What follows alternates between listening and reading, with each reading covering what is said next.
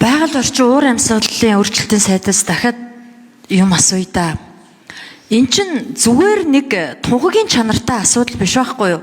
Байгаль орчин уур амьсгалын өөрчлөлтийн сайд дээрээс нь одоо тэргуун шадар сайд хэр их манлайлал үзүүлнэ энэ орхон онг хэрлэн говь төсөл чи явах ёстой байхгүй да.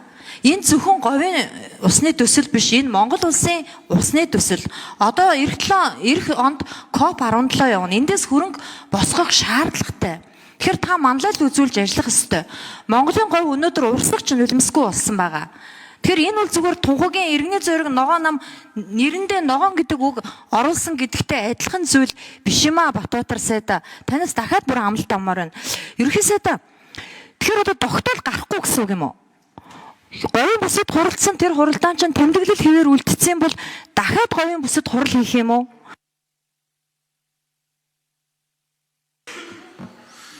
За ерөнхий сайд Гомжон Зандаштар хариулъя. Засгийн газрын хуралдааны шийдвэр протокол буюу засгийн газрын хуралдааны тэмдэглэл хэлбэрээр тогтоол хэлбэрээр тухайн үед албаж гардаг. Нэгэнт албаж гарсан шийдвэрийг бол дахиж хэлэлцээд ер нь тусдаа ажлын хэсэг байгуулад говийн усны асуудлаар бас говийн сонгосон гишүүч оролцоод заавал манай хурлын тоо цөөдөөгүй асуудлууд нь тодорхой, төслүүд нь тодорхой. Тийм учраас тэн дээр ажлын хэсэг ажиллаад засгийн газрын тогтоолыг холбогдох сайднаар оруулж ирээд баталж болно. Эдийн засгийн хөгжлийн сайд, уул уурхайн сайд, зам тээвэр хөгжлийн сайд гэдэг энэ нь бол илүү одоо сайд нар төслөө босруулж ороод тогтоолын төслөө босруулад яамдаа санал аваад ингээд эдийн засгийн сангийн яам, санхүү эдийн засгийн талаас нь хууль зүйн дотоод яам, хууль зүйн яамны талаас дүгнэлтүүдээ гаргаж байгаа тогтоол албаж гардаг. Засгийн газрын хуралдааны процедур жишг нь юм. Ийм учраас тогтоол гаргах шаардлагатай бол ингээд тустай процесс.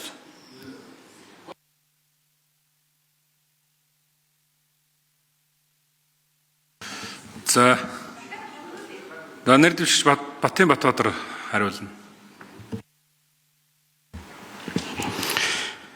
За устай холбоотой хэрлэн тоонд төслийг бол би нэлээд судалсан. Ерөнхийдөө усны бодлогын газар дээр гарч байгаа техник эдийн засгийн үндэслэл гараахан гүйцээгүй байхад нь материалуудын татаж авч харсан. Бусад зүйлүүд дээр нь бас тодорхой хэмжээгээр асууж лавлсан.